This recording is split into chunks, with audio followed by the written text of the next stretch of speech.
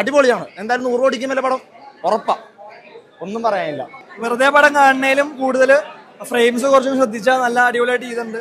ശ്രദ്ധിച്ച് കാണുക, ഡയലോഗ്സ് ആണെങ്കിലും എല്ലാം സബ് ടൈറ്റിൽസ് ഉണ്ട്, അത് കേൾക്കുക.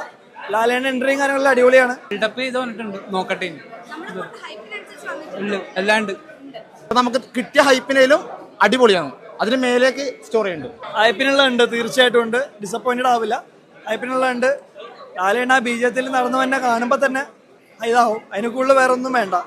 നമ്മൾ ആ ഇത്രയും ദിവസത്തെ ഹൈപ്പിനുള്ള എന്തായാലും അതിലുണ്ട്, ഓഫ് കോഴ്സ് ആയിട്ടുണ്ട്. ആരും ഡിസപ്പോയിന്റ് ആവില്ല എന്ന് എനിക്ക് ഉറപ്പാണ്. എന്തായാലും സെക്കൻഡ് ഹാഫ് കൂടി കഴിഞ്ഞാൽ ബാക്കി പറയാൻ പറ്റില്ല. പിടിച്ചിരുത്തും, ഉറപ്പായിട്ട് ഇരുത്തില്ല, നമ്മളെ ചാടിക്കും. അതാണ് അതിന്റെ BGM കാര്യം ലാലേട്ടം വരുമ്പോൾ. സെക്കൻഡ് ഹാഫ് കൂടി കഴിഞ്ഞാലാണ് ബാക്കി കൂടുതൽ പറയാൻ പറ്റുള്ളൂ. പഴയലാണ് തീർച്ചയായിട്ടും കാണാം. പക്ഷെ ഇതിൽ ഈ പറഞ്ഞ പോലെ എൻട്രിയും കാര്യങ്ങളും BGM അതിൽ നടന്നു വരുന്ന കാര്യങ്ങളും അതിലുപരി എല്ലാവരും ആ ഫ്രെയിംസ് ഒക്കെ നല്ലോണം ശ്രദ്ധിക്കുക. എന്നാലാണ് ആ ഡയറക്ഷന്റെ ഒരു മികവ് മനസ്സിലാവുള്ളൂ. വെറുതെ കാണുന്നതിനും പകരം ഫ്രെയിംസ് ഒക്കെ ശ്രദ്ധിക്കുക.